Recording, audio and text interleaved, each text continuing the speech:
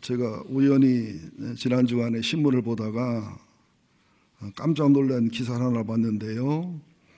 지금 지구상의 인구가 77억인데요. 그 화장실이 없어서, 화장실 아예 없어서 숲이나 멀리 나가서 볼일을 보는 분들이 약 26억이 된대요. 26억. 근데 그 중에 한 인류 인구의 34%인데 그들이 뱀에게도 물리기도 하고 여자는 성폭행 당하기도 하고 이루 말할 수 없는 고통이 있는데도 그렇게 살 수밖에 없답니다. 우리들이 힘들고 어렵지요. 괴롭다 하지만 가만히 기도하고 묵상해 보면 하나님과 나 사이에 또 인류와 전체를 비교해 보면 이게 상대 평가를 해도 힘들고 어려운 것이지 절대 평가를 해보면 우리는 굉장히 행복하고 편안한 사람들입니다. 헬런 켈러 같은 사람들은 보지도 듣지도 말하지도 못한 그런 사람이었지만 그가 인류를 사랑하고 섬기는 의대한 삶을 살 수 있었지요. 헬런 켈러에게 한번 어떤 사람이 물었습니다. 당신에게 만약에 보지도 듣지도 말하지도 못하는데 이게 3일 동안 치료가 된다면 뭘 하고 싶습니까? 저는 몇 번 말씀도 드렸고 그러면 잘 아시는 내용이지만 또 한 번 눈시울이 붉어지는 걸 느꼈는데요. 첫째 날에는 나와 친한 사람들을 초청해서 그 사람들의 목소리를 들어보고 싶습니다. 우리는 소음 공해에 목소리 공해에 힘든데 그죠? 그 목소리 듣고 싶은 게 평생 소원이랍니다. 둘째 날에는 낮과 밤이 바뀌는 것을 한번 경험해 보고 싶습니다. 셋째 날에는 태양이 떠오르는 광경을 보고 싶습니다. 그러면서 그 한 말이 내일 말 못하는 장애인이 될 것처럼 말하시고 내일 시각 장애인이 될 것처럼 많이 보시고 내일 청각 장애인이 될 것처럼 많이 들으십시오. 이렇게 권면을 했습니다. 여러분 힘들고 어렵다 해도 이런 분들을 비교하고 살펴보면 우리는 너무 행복에 겨운 사람들이다. 이런 말을 할 수밖에 없을 겁니다. 아울러 오늘도 말씀을 드리겠지만 우리들의 영적 신분이 믿어져야 알아져야 행복할 수 있거든요. 우리들의 신앙은 알기는 아는데 누려지지가 않는, 믿기는 믿는데 실제가 되지 않는 그런 연약함이 좀 있습니다. 우리들이 신분 속에 와지는 그 기쁨과 의로를 실제화, 사실화 돼야 되는데요. 오늘 에베소 2장 1절에서 10절까지 보면 세 번 신분의 변화가 일어나요. 제일 첫 번째는 예수를 안 믿는, 하나님을 안 믿는 상태에서 하나님의 진노의 자녀들. 두 번째는 예수님의 은혜와 사랑으로 구원받은 하나님의 아들들, 하나님의 자녀들. 세 번째는 단순히 천국만 가는 게 아니라 우리 자체가 하나님의 기업이 되면서 하나님의 영광과 존귀와 하늘의 기업을 누리는 상속자가 됩니다. 이게 실제로 믿어지고 누려진다는 것은 이제 다른 것이지요. 나는 여러분들이 알지만 이미 들었지만 오늘은 누려졌으면 좋겠습니다. 여러분이 대기업의 양자만 돼도 그죠? 어떤 그 훌륭한 분의 양자만 돼도 영광과 존귀인데 이 말이 이론과 지식으로 흘러가기 때문에 안 되는 것이거든요. 어느 신학자가 그런 말을 했습니다. 그리스도인들이 성경 한 기절만 제대로 믿어지고 제대로 체험이 되고 제대로 깨닫는다면 일생이 변하고 영혼육의 변화가 일어날 거다. 이렇게까지 얘기를 했거든요. 자, 그런데 오늘은 에베소서 2장 1절부터 7절이 한 단락이고요. 한 단락이지만 두 대지로 나눌 수밖에 없어요. 내용상 또 8절부터 10절까지가 한 단락인데요. 오늘은 설교를 거꾸로 하겠습니다.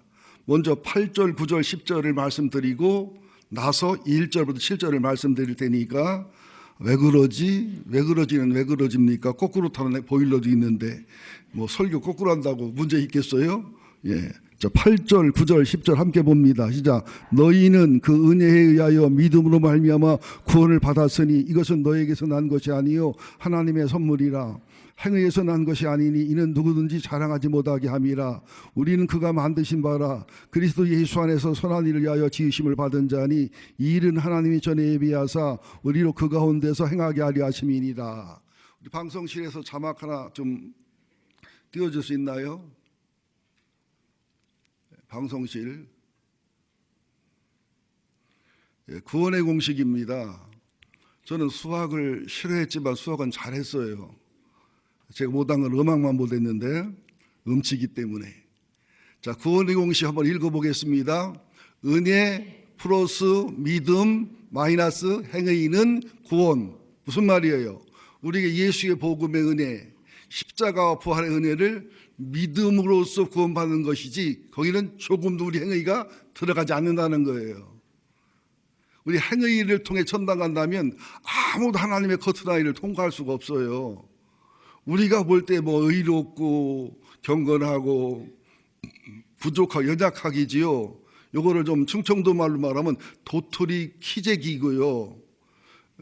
화장실에 있는 구더기하고 거실에 있는 구더기하고 또 부엌에 있는 구더기끼리 싸우는 거예요. 네가 깨끗해, 내가 깨끗해.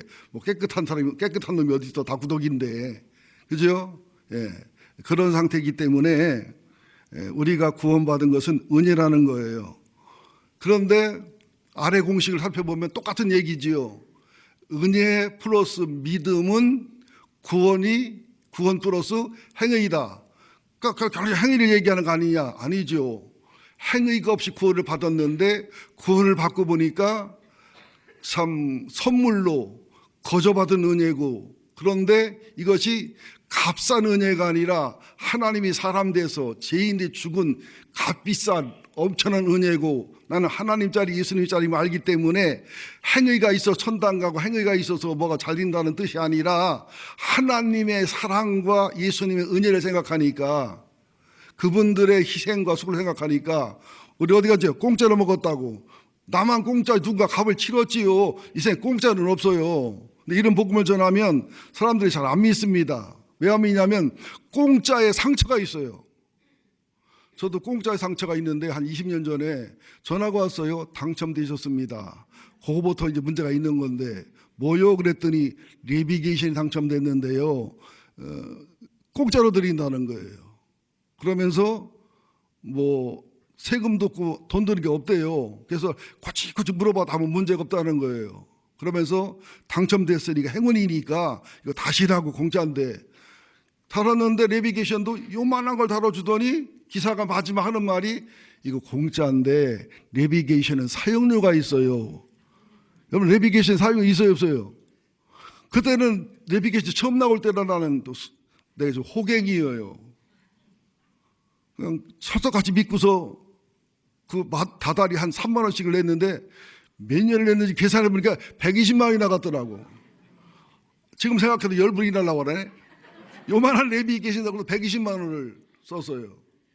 지금도 공짜로 준다고 하면 그 상처가 있어가지고 좀 속상한데, 이번에도 또 스마트폰을 2년 3년 썼다고 KT에서 쓰시면 요금도 25% 내려주고, 또 뭐 갤럭시 10 노트 플러스를 준다고 해서 한참 계산을 물어봐도 공짜로 해서 샀더니 몇 프로 할인을 해주는데 기계값이 나가더라고요. 나가는데 내가 내는 요금만큼만 나가는 거니까 그렇게 보면 공짜도 이렇게 보면 공짜가 아닌 건도 한데, 이번에는 화가 안 나요. 왜 안 나냐면 그게 이 꺼진 상태에서도 저는 새벽에 1시에 새벽에 2시에 이게 어떤 감동이 오면 메모를 해야 되는데 일어나기 귀찮잖아요. 불 켜고 노트 찾고 볼펜 찾고 해야 되는데, 이것은 그냥 검은 상태에서 붓펜 탁 치고서 쓰면 메모가 되는 거야. 오, 굿, 베리 굿. 그래가지고 아이디어를 불도 안 켜고 볼펜 안 찾고 메모지 안 찾고 적어도 되니까 아침에 우리가 다 생각이 나요. 아, 갤럭시 노트북 10 플러스 쓸만해요. 자, 그런데 은혜로 인해 구원받았다는 것, 선물이라는 것, 우리 행위가 아니라는 것, 자랑하지 못하겠다는 것은 전적인 주님의 은혜와 사랑과 전적 희생과 수고 속에서 거기에 대한 반응으로서 나오는 것이지, 이것이 구원의 조건이라든지 그걸 강요한다는 것은 아니다는 것이지요. 왜? 하나님이 사람 돼서 우리를 사랑한 게 믿어지면, 주님의 고난과 고통이 믿어지면, 우리는 십자가에 못 박아도 내 죄도 못 치르는데 주님이 그 값을 치렀다는 사실이 믿어지면 은혜와 감도가 감격이 와서 우러나게 돼 있잖아요. 여러분 절대로 행위로 천당간다는 말에 속지 마세요. 그리고 행위 없이는 하나님 앞에 하나님이 미워하고 그런다고 생각하지 마시고, 아주 쉽게 말할게요. 정상적이고 성숙한 부모는요, 내가 인류대학 갔든 인류대학 못 갔든 잘났든 못났든 내가 부모고 자녀라는 것으로 사랑합니다. 여러분 전응아 같은 분들이라든지 굉장히 문제 있는 분들을 왜 못 버리냐면 가족이기 때문에 못 버려요. 우리는 예수의 피로 맺어진 가족인데 우리는 나도 모르게 공로주의가 있고요. 뭔가 하나님한테 잘 보여야 된다는 강박증이 있어요. 부모들도 어쨌거나 똑같이 사랑한다고 하지만 안 그렇잖아요. 용돈 100만 원 주는 사람하고 용돈 10만 원 주는 사람하고 자식 똑같아요? 오가는 봉투 속에 싹 트는 사랑인데? 아닌가, 나는 그렇던데. 인간은 조건적이 돼요. 그런데 왜 행위가 들어가냐면 진노의 자녀에서 하나님의 자녀가 되고 하나님의 자녀에서 하늘나라의 상속자가 되면은 이 하나님의 은혜와 사랑과 풍요로운 은혜가 뼈가 저릴 만큼 은혜가 되고 감동이 되기 때문에 10절이 이루어지게 되어 있어요. 10절 시작. 우리는 그가 만드신 바라 그리스도 예수 안에서 선한 일을 위하여 지으심을 받은 자니 이 일은 하나님이 전에 예비하사 우리로 그 가운데서 행하게 하려 하심이니라. 이게 굉장히 중요한 성경입니다. 우리는 그가 만드셨다는 얘기가 뭐냐면은 하나님이 우리를 만드셨다는 얘기는 작품으로, 명품으로, 걸작으로 우리를 만들었다는 거예요. 하나님이 천지를 지으시면서 보기에 좋았더라. 사람까지 만든 마지막 날은 보시기에 심히 좋았더라. 이게 토부예요, 토부. 그러니까 하나님이 보기에 좋을 정도면 작품이면 작품 아니에요. 그렇죠? 작품이지요. 명품이지요. 근데 타락 이후에 형상을 잃어버렸거든요. 그래서 하나님이 사람 돼서 죽으시고 부활하고 성령을 보내주셔서 예수님이 재창조해서 또 다른 명품과 작품을 만드는 거예요. 우리는 명품이고 작품이라는 사실을 잊지 마셔야 됩니다. 이게 영어로 포임, 시라는 단어가 거기서 나왔거든요. 포이에마, 헬라 포이에마, 명품, 작품. 여러분 서로 한번 돌아보세요. 인사하세요. 당신은, 따님은, 아버님은, 당신은 명품입니다. 또 짝퉁입니다. 그러지면 안 되고. 당신은 보면 볼수록 명품입니다. 그럼 또 이렇게 했죠. 명품을 써본 적이 없어가지고. 내가 명품이고 옆에 분이 명품인데 사람의 자존감이 굉장히 중요합니다. 그리스도인들은 좀 못 갖췄어도 이것을 터득하고 믿고 누릴 때 명품이 되는 거예요. 송명희 시인 안 이쁘잖아요. 솔직히 우리끼리 얘기지만. 말 한마디 하려면 몸을 비틀고 얘기하면 말하는 거 내가 힘들어. 그죠? 근데 하나님은 송명희 시인을 명품이고 작품이라고 한단 말이에요. 진병장 장로님, 홍명수 권사님, 우리 딸 예솔이죠? 명품이고 작품이에요. 여러분 하늘나라 가보세요. 우리 정상이 참 정상적인 삶을 살지 못하고 결혼도 못하고 마흔에 갔지만 하늘나라 가보세요. 우리 형상이는 명품이고 작품이지요. 이 말을 믿으셔야 됩니다. 우리는 서로 볼 때마다 와우, 명품이시네, 작품이시네, 그런 마음을 갖고 살아야 됩니다. 딱 치료밭에 짝퉁이요 이래버리면은 덕스러운 말이 아니지요. 예?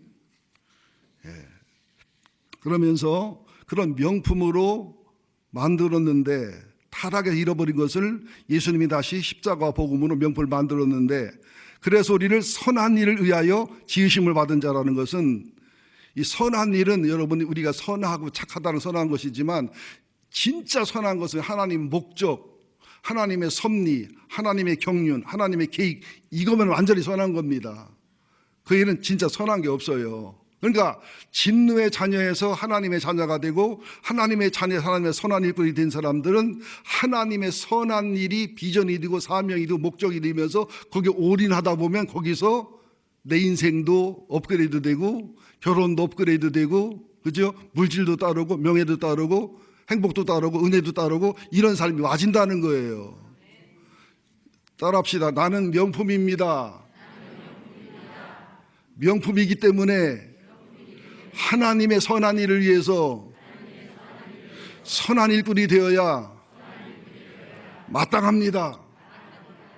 직분자들, 헌신자들은 이런 자존감과 이런 사명감을 가지시기를 예수 이름으로 축원드립니다. 예. 그래서 다시 이제 1절, 2절로 돌아갑니다. 3절까지 1절 봅니다. 시작. 그는 허물과 죄로 죽었던 너희를 살리셨도다. 그때 너희는 그 가운데 행하여 이 세상 풍조를 따르고 공중의 권세 잡은 자를 따랐으니 곧 지금 불순종 아들들 가운데 역사하는 영이라. 전에는 우리도 다 그 가운데 우리의 육체의 욕심을 따라 지내며 육체와 마음에 원하는 것을 하여 다른 이들과 같이 본질상 진노의 자녀이었더니. 예수 믿기 전에, 그죠? BC 예수 믿기 전, AD 예수 믿고 나서 우리의 일생이 갈려지잖아요. 허물과 죄로 죽었다. 허물은 좀 미끄러져서 탈선해서 미끄러져 떨어진다는 뜻이고요. 죄는 그 웅덩이와 나올 수 없는 구렁텅이 빠져버린 상태를 허물과 죄라고 설명하는데 실제는 같은 뜻을 강조하는 말입니다. 죽었다는 말은 육신이 죽은 게 아니라 영이 죽었다는 얘기인데요. 어느 목사님의 간증이고 체험입니다. 어느 날 영의 눈이 열리고 영적인 분별력이 눈에 열리는데 너무너무 놀란 거예요. 새벽 예배를 마치고 그날따라 차가 고장나서 택시를 타고 가는데 택시랑 얘기를 하다 보니까 택시가 이렇게 돌아보는데 해골이더래. 그리고 그게 한 일주일 가는데 교회 가서 설교할 때 보니까 장로 10명 중에 2사람이 해골이고 권사 20명 중에 5사람이 해골이고 부목사 10명 중에 2이 해골이더라는 거예요. 나중에 보니까 중생하지 못한 사람, 주님의 생명이 없는 사람 해골로 보이고 중생한 사람은 사람으로 보이더라는 거예요. 이해가 안 되면 유정란, 무정란이 있죠. 유정란, 무정란 다 계란이지만은 유정란은 품으면 병아리가 되지만 무정란은 병아리 되어 굶어버리잖아요. 이와 같이 죽었다는 얘기가 뭐냐면 육신이 죽었다는 게 아니라 영이 죽었다는 얘기인데 사람은 2번 태어나야 천국에 갑니다. 한 번은 어머니 모태로부터 육신의 생일날이죠. 2번째는 성령으로 하늘로부터 태어나는 중생이 2번째 태어남인데 이 중생은 알 수도 있고 모를 수도 있어요. 구원파라고 하는 좀 약간 이상한 예수교 침례교라는데 여러분 기독교 한국 침례만 정통이고요. 예수교가 붙은 침례교는 조금 조심하시기를 간곡히 부탁을 드립니다. 거기서는요. 구원받느냐 물어봐 구원받았다면 언제 받았냐 몇 시에 받았냐 물어봅니다. 근데 이걸 알 수도 있지만 모르는 게 태반이니까 걱정하지 마시기를 부탁을 드리겠습니다. 예, 보세요. 사람은 2번 태어나야 첫 번째 태어남 2번째 중생까지 해야 마지막 말 죽을 때 한 번만 죽고 육신의 죽음을 죽도 영의 죽음을 죽지 않기 때문에 천국 가고 지옥 가지 않는 거예요. 근데 사람이 한 번만 태어나고 중생하지 않고 2번 안 태어나면 2번 죽어요. 육신의 죽음을 죽지만 그 다음에는 하나님의 심판과 하나님의 그 어떤 그 권위와 권세 아래 믿든 안 믿든 인정하든 안 하든 2번째 죽음을 주고 지옥을 가는 거예요. 그래서 믿든 안 믿든 인정하든 안 하든 그것이 말씀이고 성경의 법칙이라는 사실을 아셔야 됩니다. 여러분 언제 태어났냐 안 물어보겠지만 나는 2번째 태어난 게 분명하다. 나는 중생했다. 그런 분만 손 들어보실래요? 중생했다고 하고 싶은데 자신이 없네. 아니면 중생한 게 그렇게 살아? 그럴까 봐 손을 못 드시나 보다. 쉽게 말하면 예수 복음이 믿어진다. 천국과 지옥이 믿어진다. 말씀이 알아들어진다. 그러면 중생한 거예요.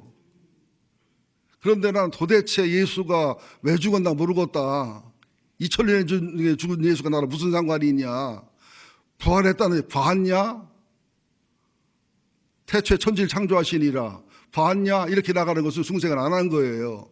불교나 유교나 세상 종교는 이해하고 연구하고 공부하면 되는데 기독교만큼은 성령이 내주에서 믿어져서 이해가 되는 것이지 안 됩니다. 왜냐하면 이게 하나님과 우리의 갭이 너무 크기 때문에 개미에게 인터넷을 설명할 수 있어요. 개미에게 다음 네이버 구글 설명하면 개미가 알아듣나요? 이해되신 거죠? 표정이 멍해서 내가 놀래가지고 지금. 예. 그래서 세상 풍조를 따랐다는 것은 죄나 악이나 이것이 문화가 돼버리면 죄라고 안 느낍니다. 지금 어른들이 아이들에게 그렇게 살면 안 돼. 안 돼 그러면요. 엄마 아빠는 고리타분해서 애들 다 그렇게 살아요. 아이고 참 세대 차이 진짜나 대화가 안 돼. 이런 말 많이 해요. 저 어려서는요. 약혼했다고 함께 자기 안 해줬어요. 결혼식 날까지는 서로 처녀와 총각을 지켰는데 얼마 지나니까 약혼하면 결혼하고 똑같이 이제 같이 동침하게 하고 여행 가게 해주고 그러는데 저는 그게 기독교적으로 안 맞거든요. 근데 설교할 때 이런 얘기 여러분 중에서 우리는 약혼식 때 다 동침하고 했는데 어떤 집은 나는 약혼식 전에 이미 임신해서 우리 시어머니가 좋다고 했는데 혼축감이라고? 그런 사람들한테 지금 이런 얘기를 하면 하여튼 고지식하고 고리타분하고 이렇게 들릴 거란 말이죠. 그러나 성경의 진리는 변함없는 거예요. 성경의 진리는 영원히 진리거든요. 그러나 그 시대에 따라서 시대의 풍조에 따라서 문화에 따라서 죄가 아닌 게 되는 경우가 많단 말이에요. 지금 우리나라도 그냥 동거하는 사람이 얼마나 많고요. 죄송하지만 대학생들 중에서 동거하고 헤어지는 아이들이 프로테지가 한 30%, 40% 됩니다. 어느 여대에서 조사했는데 동거한 경험이 있냐 한 35%, 40% 나와요.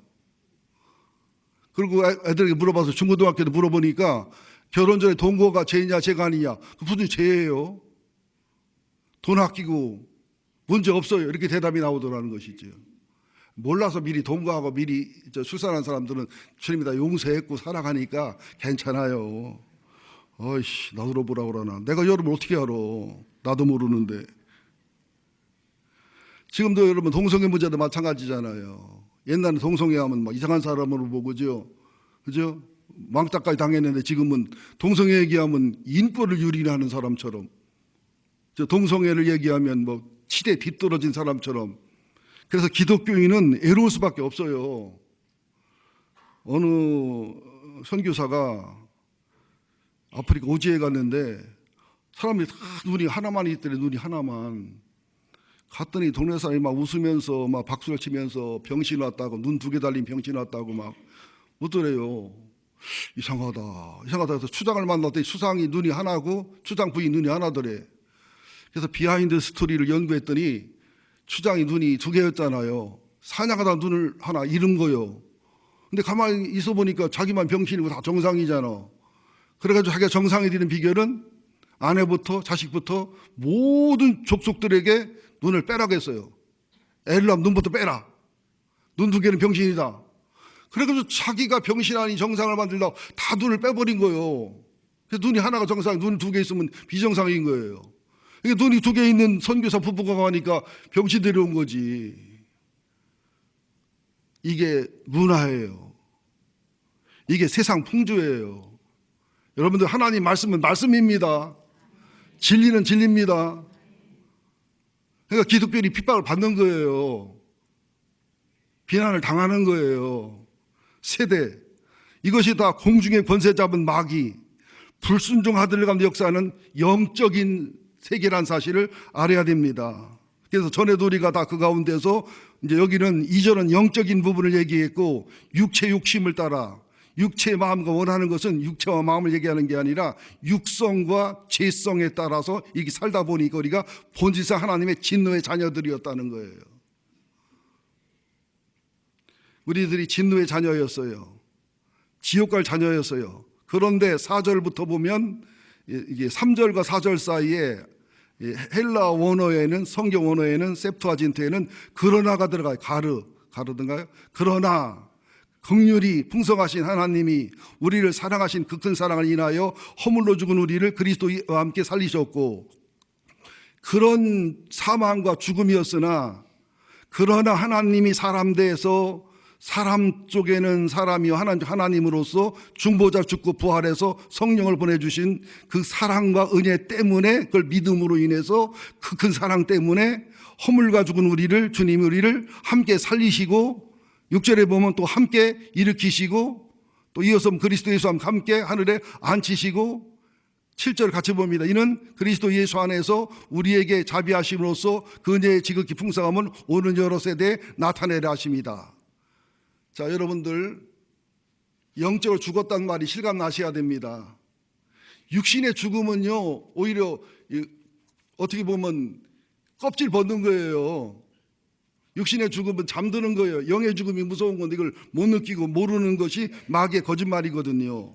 이렇게 죽었던 우리들을 하나님의 긍휼과 예수님의 사랑과 희생과 십자가의 복음을 통해서 첫째 함께 살리셨다는 게 뭐냐면 십자가에 죽으셔서 죄를 해결해서 그 우리를 의롭다 하시고 우리를 중생하시는, 그래서 에베소 2장 1절에 있는 살리셨도다는, 우리가 영적으로 죽어 있는 우리들이 예수님의 생명을 통해 십자가 부활을 통해서 칭의를 얻고 중생하고 이렇게 사는 걸 얘기하고요. 에베소서 2장 5절에 나오는 살리셨고는 또 사망을 넘어서 영생할 수 있는 부활체로서 부활한 걸 얘기합니다. 또 6절에 함께 일으키셨다는 것은 우리가 부활했을 뿐만 아니라 하늘나라로 승천하고 하늘나라로 승리한 예수님처럼 우리도 하늘나라로 승천하고 승리할 것을 미래인데 확정적인 과거형을 써서 함께 일으키시고, 또 함께 하늘에 앉히셨다는 얘기는 하나님 보좌 우편에, 예수님 보좌 우편에 우리를 앉히셔서 우리가 하나님의 자녀로 끝나는 게 아니라 하나님의 상속자로 우리 자체가 하나님의 기업이 돼서 하나님의 영광과 존귀의 자리에서 천국만 가는 게 아니라 하나님의 영광을 누리고 하나님에 있는 모든 게 내 것이 되고 하나님 안에 있는 모든 아름다움이, 즐거움이, 그 존귀함이 다 내 것이 되는 그 보좌까지 앉았다는 거예요. 그러니까 죽었던 우리를 살리셔서 칭의와 중생과 하나님 자녀가 되게 하고, 죽었던 우리를, 십자가에 죽었던 우리를 살리셔서 우리가 영원한 천사와 같은 몸으로 부활체로 만들어서 또 우리를 일으키셔서 하늘의 영광과 존귀의 자리로 승천하게 해서 그 다음에는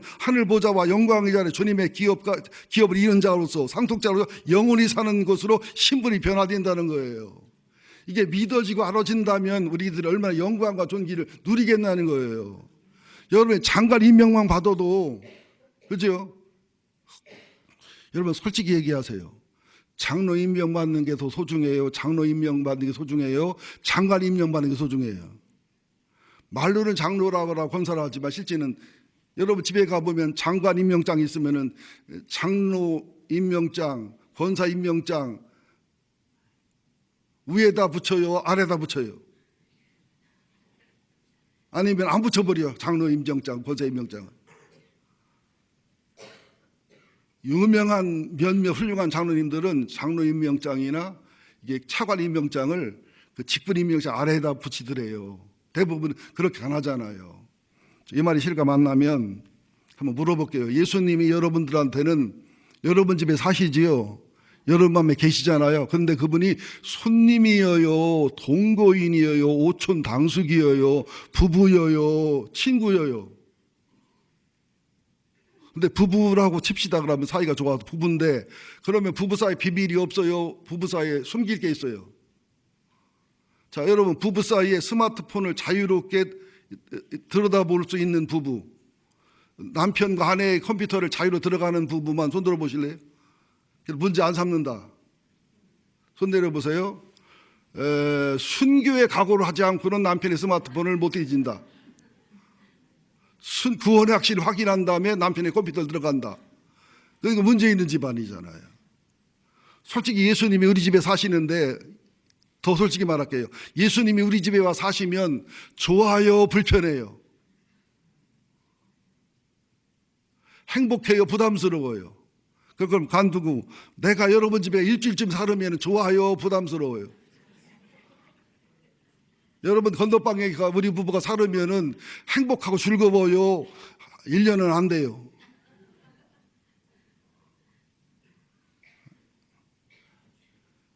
예. 우리들이 주님과 관계를 점검해 봐야 됩니다. 제가 아들과 딸하고 한 2시간, 3시간 상담을 하고 대화를 하고 사이랑 대화를 하는데, 하여튼 사이도 사업을 하는데 아버님이 회장이고 이제 사이가 대표 겸 본부장 겸 하는데, 하여튼 어려움이 있고 힘든 일이 있어서 대화를 하는데, 또 딸도 이제 교감하다가 올해 이제 교장이 됐는데 담임 목사님하고 갈등하고 힘들고 어려운 얘기하면서 나보고 담임 목사 잘하라고 하는 식으로 교인들 얼마나 힘들지 않느냐고 하면서 막 우리 담임 목사는 아주 그냥 하면서 막 지 목사 욕을 하는데 아이고 나를 욕하는 것 같아가지고 듣기가 좀 그랬어요. 대화해주면 상담해주면서 대화는 참 잘 됐는데 너희들이 하나님하고 친밀한지를 점검해봐라. 일이 중요한 게 아니라 일의 성공이 중요한 게 아니라 하나님과 친밀하고 하나님 얼마나 가까우느냐. 그리고 그분들이 괴롭고 힘들게 하는 분이 해석하지 말고 친하고 도움 주는 사람보다 힘들고 어려운 분들이 오히려 나를 다듬어가는 데는 빚어가는 데는 참 좋은 분들이란 사실을 한번 생각해 바라면서 여러분한테 다 얘기는 할 수 없지만 한 2시간 3시간 엄청 은혜롭고 좋은 대화가 됐고요. 저는 그러면서 아들과 딸하고 사이하고 이런 대화가 된다는 게 행복하더라고요. 그리고 집안의 신앙의 대를 이어간다는 거, 그죠?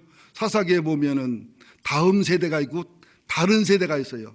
넥스트 제너레이션 아니면 어나더 제너레이션. 우리들이 다음 세대로 신앙 이어가야 돼요. 아브라함, 이삭, 야곱, 요셉 이렇게.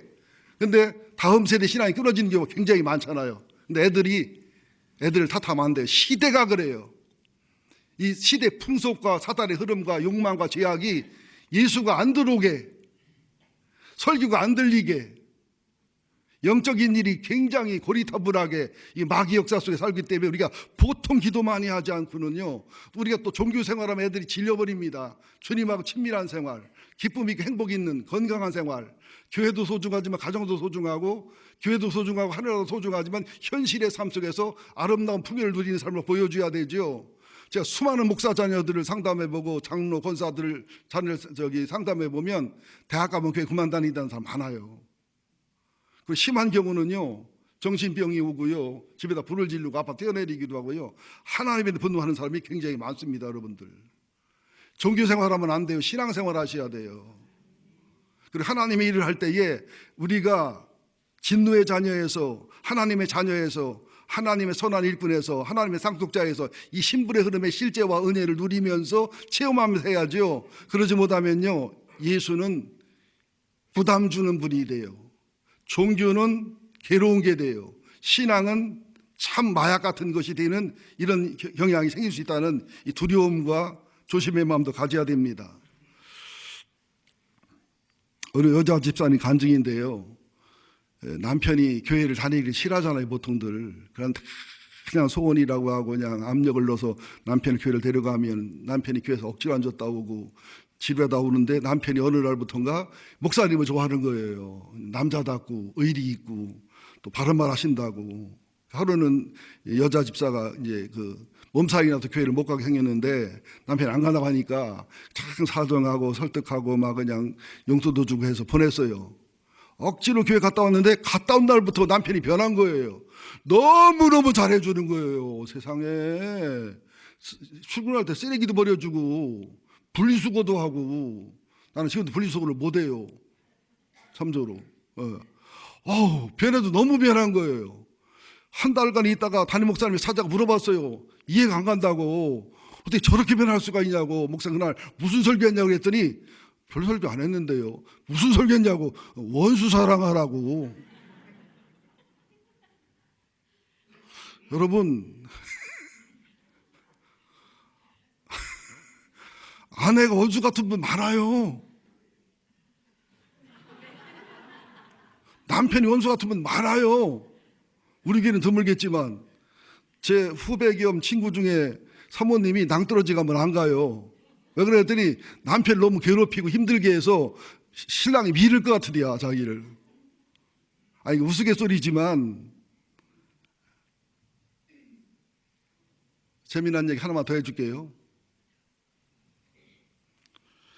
웃어줄 준비를 하셔야 예의고 상식인데, 여러분 교회 다니고 예수 믿는다 보면은 혼자 예수 믿으면 되지 왜 교회를 다녀야 되나, 그죠?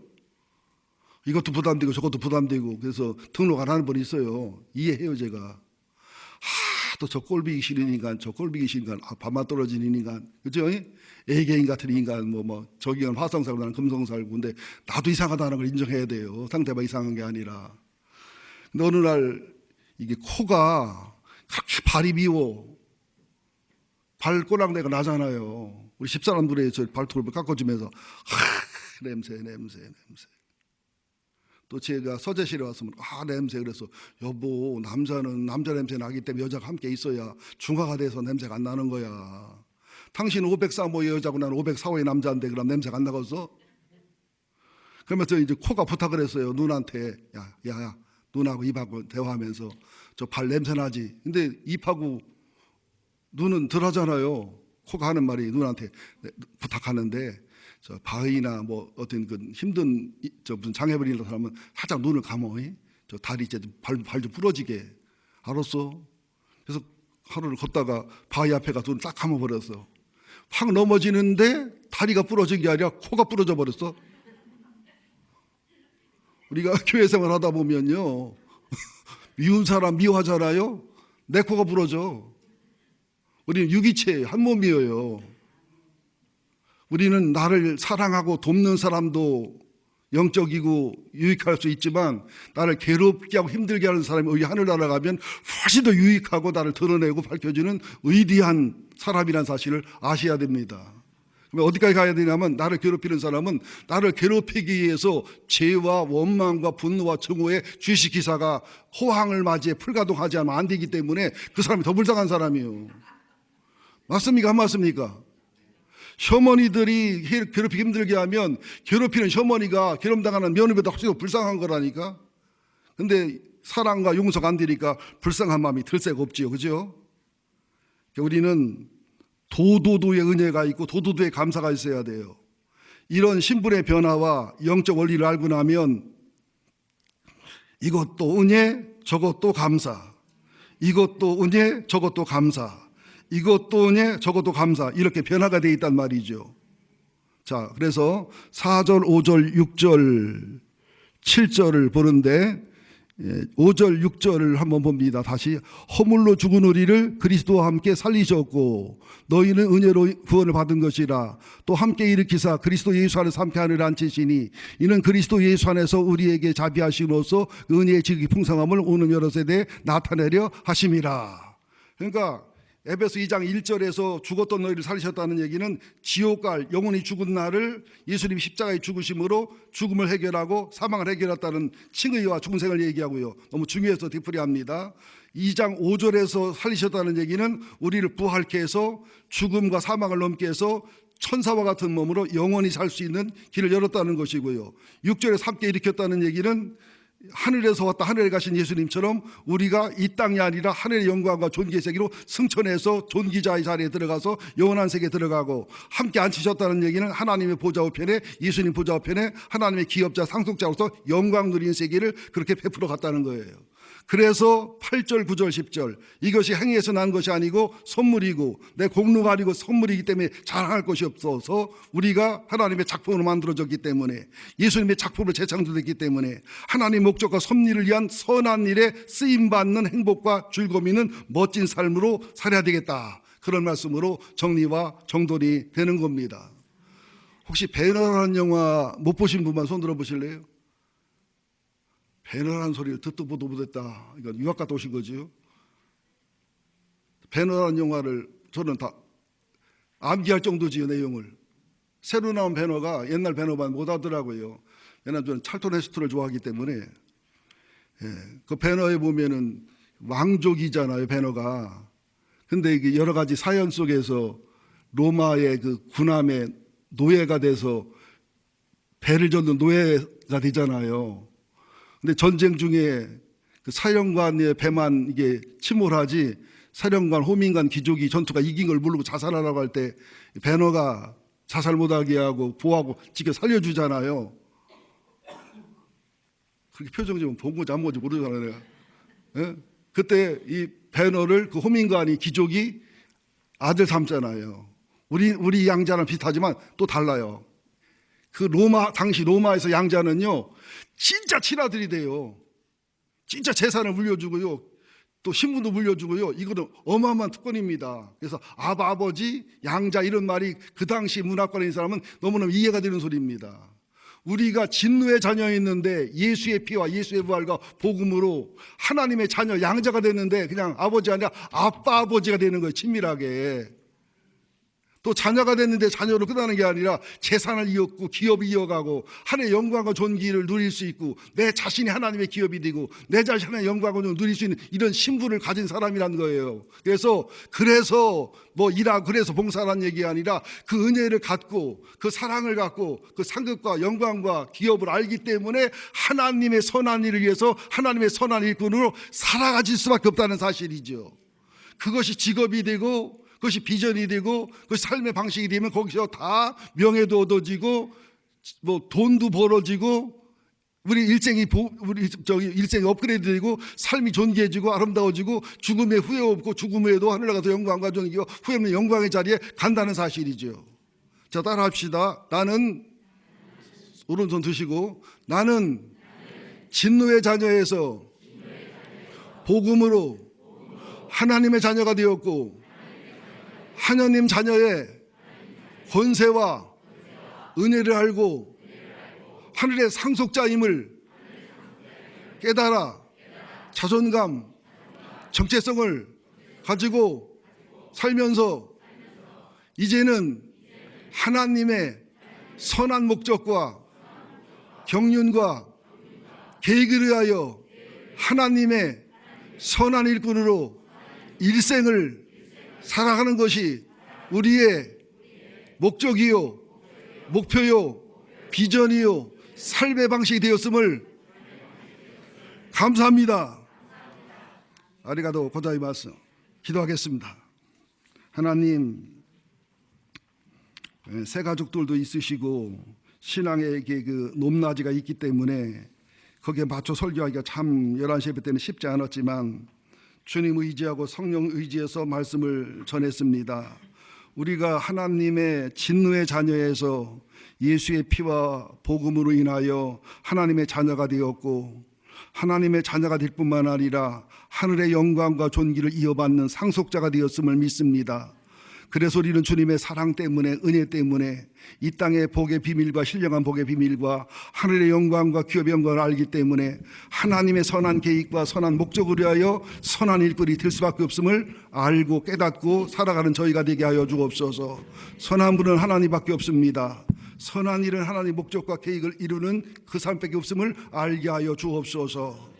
오늘 직분자들 이 직분의 의미를 알고 자존감을 알게 하시고 오후 2시 예배에 직분 전신 예배에도 이런 은혜와 감동 있게 도와주시기를 원하오며 하나님 다음 주 월, 화, 수, 목, 금 신년 기도에도 에베소서를 계속 강의합니다. 이 말에 은혜 받고 감동 받고 우리 인생관 가치관이 변하고 정체성이 변하고 우리의 자존감이 변하고 우리 인생이 엄청난 업그레이드가 되는 기회를 허락하여 주옵소서. 예수님의 이름으로 기도합니다. 아멘.